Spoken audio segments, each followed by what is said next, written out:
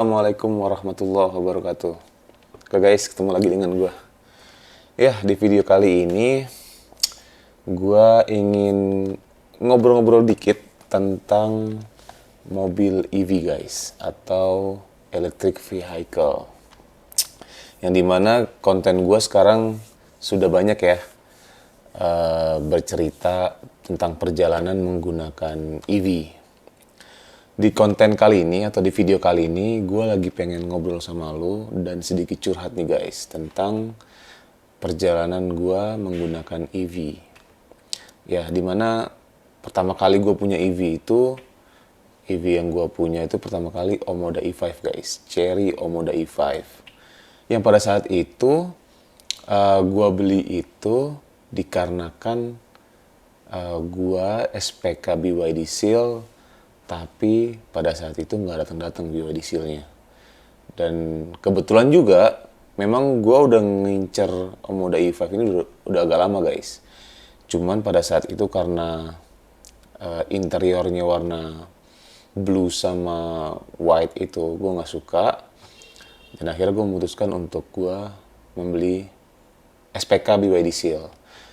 Dan dikarenakan BYD Seal itu lama banget pada saat itu ya turunnya, karena ada masalah di pengiriman.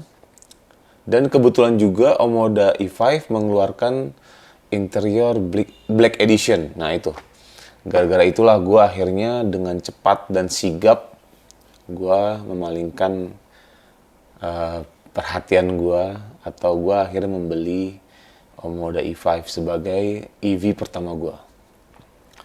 Dan menggunakan mobil ini atau E5 ini adalah suatu mobil yang sangat menyenangkan guys buat gue. Dimana mobil ini memiliki tenaga yang gede banget gitu kan, tarikan yang oke, dan menurut gue juga stylenya juga keren ya. Pada saat itu menurut gue, dan sampai saat ini Omoda E5 termasuk mobil yang menurut gue all rounder ya. Dia nggak terlalu gede, tapi dia juga nggak terlalu kecil. Walaupun untuk baris kedua memang dia agak sempit ya dibandingkan kompetitornya. Tapi ingat, di antara kompetitor yang lain, menurut gua tarikan atau hentakan dari Omoda E5 ini adalah tarikan atau hentakan yang paling enak guys di antara kompetitornya. Termasuk BYD atau Tri atau Geely EX5. Menurut gua Omoda E5 di antara keduanya adalah mobil yang paling fun to drive. Tapi yang jadi consider gue di video ini yaitu tentang gimana mobil ini menurunkan harga dengan sangat drastis guys. Dimana waktu gue beli tepat sekitar 1 tahun yang lalu ya, karena memang gue beli itu sebulan sebelum Gias, dan ya mungkin pas di setahun ini ya. Dan kebetulan mobilnya udah gue jual ya guys. Mobilnya udah gue jual sekitar 1 bulan yang lalu, atau ya 1 bulan yang lalu, terus 1,5 bulan yang lalu lah gue jual. Pada saat itu gue beli itu harganya atau price yang gue beli 488 juta. Dan pada saat itu gue ngerasa mobil ini termasuk worth to buy ya, karena yang lain-lain itu harganya di atas 500 guys. Termasuk BYD atau Tri pun pada saat itu ya harganya 515 juta dengan kondisi baterai yang sama dan motor yang sama ya, sama-sama 150 kW dan baterainya kurang lebih sama sekitar 60 kW. Pada saat itu Omoda E5 memberikan harga yang lebih affordable dibandingkan BYD atau Tri. Walaupun pada saat itu gue SPK-nya BYD Seal, karena pada saat itu BYD Seal tuh yang booming banget ya guys, sebelum datangnya BYD Seal Lion 7 yang akhirnya membuat BYD Seal ini tidak terlalu diminati pada saat ini, dan akhirnya mengeluarkan diskon yang luar biasa ya, sampai 500 sekian juta untuk yang tipe performance-nya. Yaitu gue sangat bersyukur gue tidak jadi ambil BYD Seal. Nah lalu akhirnya kan gue ambil Omoda E5 itu ya guys.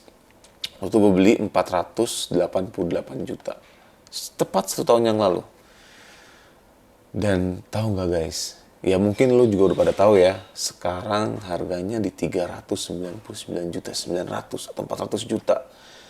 Turun 88 juta dengan kondisi yang body dan motor listrik kurang lebih sama. Menurut gue ini adalah catatan yang berarti buat gue. Ya walaupun gue sempat jual dengan harga 375 juta tanpa charger atau wall-mount charger ya, karena gue masih punya mobil EV yang lain dan gue memang ada niat untuk mobil EV lagi. Karena gue jual 375 juta pada saat itu. Gue kehilangan mungkin sekitar 100 jutaan ya. Kalau kita kurangi wall-mount charger dan pasang PLN, ya gue kehilangan kurang lebih 100 juta dalam waktu 1 tahun. Tapi gue beruntung guys, udah jual itu dengan harga segitu. Karena sekarang harga 399 juta. 900 atau 400 juta. Bayangkan berapa harga secondnya kalau gue masih mempertahankan mobil itu. Dan gue juga gak tahu kenapa gue harus jual mobil itu. Dan gue yakin banget mobil itu harus gue jual. Ya ini, ya gue agak beruntung lah. Akhirnya mobil ini gue lepas. Tapi ini jadi pelajaran buat gue. Memang pada saat gue beli mobil EV, harga EV itu masih belum stabil guys. Tapi percaya sama gue guys, percaya sama gue. 2025 ini, Gias tahun ini adalah tahun dimana harga EV mulai dengan harga normal. Kenapa gue bilang seperti itu?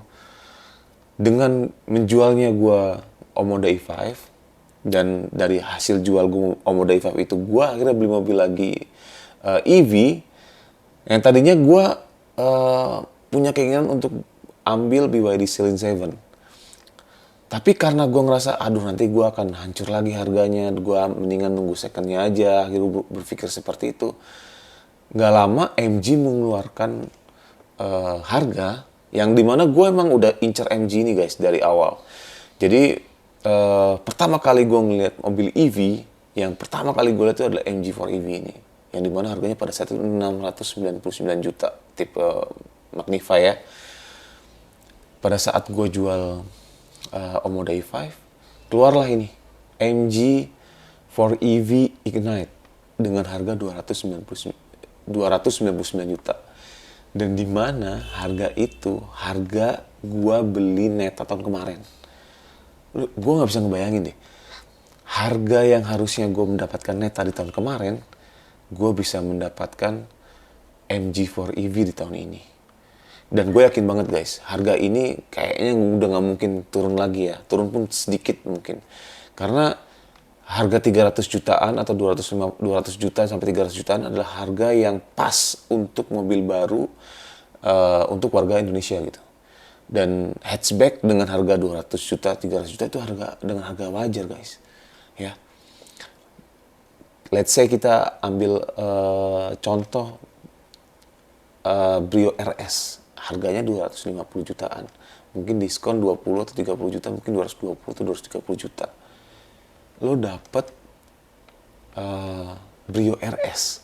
Tapi ini MG4 EV, di mana lo mendapatkan ADAS di situ, ya kan? Lo mendapatkan tenaga yang gede, 250 Nm, 125 kW tenaganya.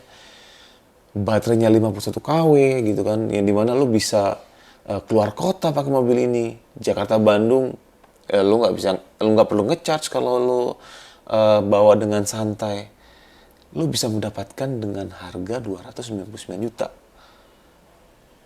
Guys, kalau emang lo ada niat nih untuk beli mobil EV di tahun ini, gua rasa keputusan yang tepat untuk lo beli mobil EV di tahun ini. Lu tunggu Gias sebentar lagi, sekitar 24 Juli atau 28 Juli, gue lupa, antara akhir Juli lah Gias. Lu datang dan pada saat itu lu harus lihat harga-harga EV. Dan setahu gue juga di Gias itu BYD juga mengeluarkan BYD Seagull yang gue mendapatkan bocoran sedikit ya. Harganya itu kurang lebih sekitar 220 juta.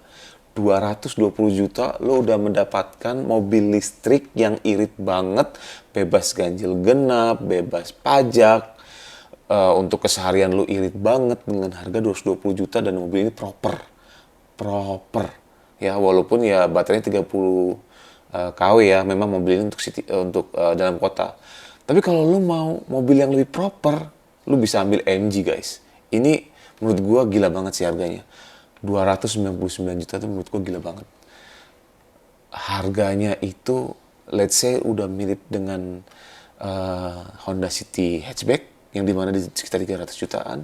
Lu mendapatkan mobil yang kurang lebih sama, kenyamanannya, tarikannya lebih enak, listrik pula, bebas ganjil genap untuk di Jakarta. Udah gitu lo pajaknya murah, di bawah harga dari Honda City hatchback. Oke guys, gua hanya ingin membuat video tentang ini. Jadi intinya gue menjual Omoda E5 gue dengan kerugian kurang lebih 100 juta.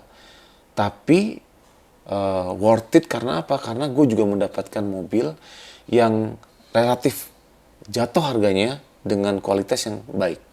Maksudnya gini, memang gue rugi gitu 100 juta pada saat gue beli mobil tahun kemarin. Tapi memang semua mobil kondisinya memang turun harga untuk tahun ini. Makanya menurut gue tahun ini adalah tahun yang tepat buat lo untuk ambil mobil kalau memang lo udah niat untuk beli mobil guys. Karena memang gue sekarang adalah penikmat EV, jadi gue akan tetap untuk rekomendasikan lo untuk ambil EV. Atau minimal lo ambil plug-in hybrid. Percaya sama gue guys, kalau lo udah menggunakan electric vehicle, lo akan irit banget untuk keseharian lo. Oke guys? Mungkin untuk kali ini video sampai di sini. Reza pamit. Assalamualaikum warahmatullahi wabarakatuh.